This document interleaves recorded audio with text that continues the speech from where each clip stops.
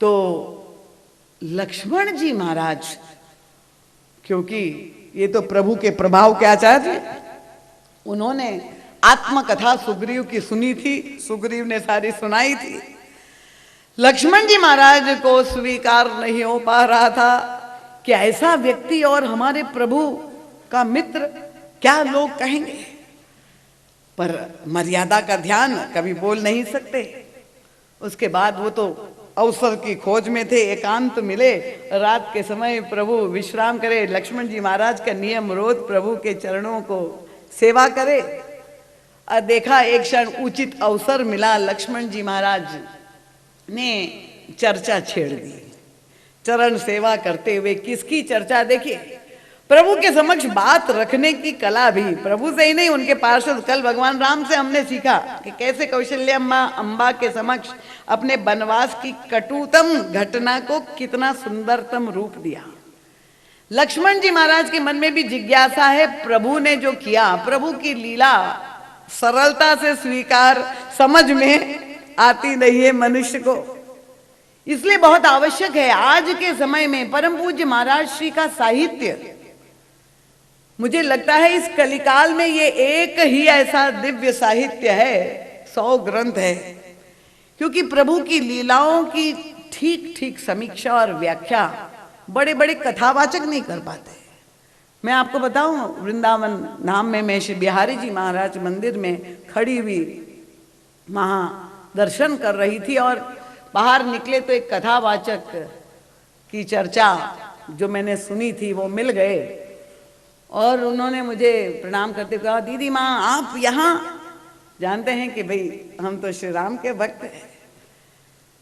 तो मैंने कहा श्री बिहारी जी महाराज की कृपा है, उन्होंने बुला लिया, मैं दर्शन करने के लिए आ गई। उनका दीदी माँ अब आप जो है अपने इष्ट को बदल दीजिए। मैंने कहा क्यों? उनका श्याम सुंदर को अपना इष्ट बना दीजिए। देखिए कहाँ आपके राम, कहाँ अयोध्या, क्या उसकी स्थिति क्या है, वहां ना रबड़ी मिलती है ना मलाई मिलती है, और यहाँ वृंदावन में जो आनंद है, जहां भी आप जाए गरम गरम खस्ता जाते ही मिल जाती है, मक्खन। और जो वृंदावन में दिखाई देती है चकाचौंध, अयोध्या की जो दुर्गति नेताओं ने बना दी है, यहाँ कोई नेता तो नहीं बैठा हुआ है ना, इन नेता अभिनेता से हम बहुत दूर रहते हैं।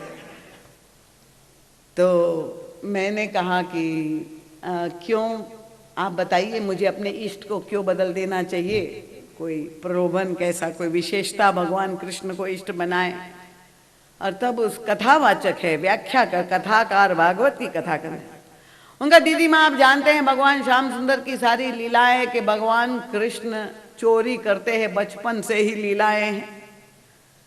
तो जब वे हमारा इष्ट चोरी करता है तो फिर हमको तो लाइसेंस मिल ही गया, तो हम भी चोरी कर सकते हैं, तो ये पहला लाभ है।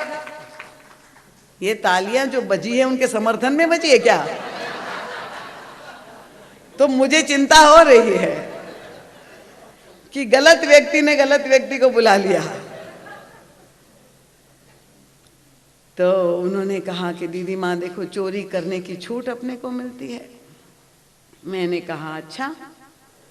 फिर उनका आप जानते हैं भगवान श्री कृष्ण की सारी लीलाओं की वो व्याख्या करने लगे। क्या उनका भगवान कृष्ण, माँ ने जब वो पूछा तो भगवान झूठ बोलते हुए भी दिखाई दे रहे हैं। यशोदा मैया का प्रसंग, वो मिट्टी भक्षण की थी, मृतिका भक्षण, तो उनका श्याम सुंदर गोपाल झूठ भी बोलते हैं, दीदी माँ दूसरी छूट हमें मिल गई, कितना फायदा है। मैंने कहा बस करिए, आगे मत बढ़िएगा, नहीं तो अभी आप मुझे यही कहने वाले हैं, मैं जानती हूं कि भगवान कृष्ण चीर हरण भी करते हैं। तो ऐसे ही श्याम सुंदर की कथाओं की व्याख्या करके समाज में आज हर दुष्ट दुराचारी अपने को कृष्ण कहकर, नाम भले राम रखता हो और नाम के साथ आशा भी जुड़ जाती है, राम नाम लिख दिया साथ में आशा जुड़ दी, और बना दिया अपने को कृष्ण, और फिर चीरहरण समाज में सबका कर रहा, कह रहा है मैं तो गोपियों के साथ चीरहरण कर रहा हूं, मैं तो कृष्ण का अवतार हूं।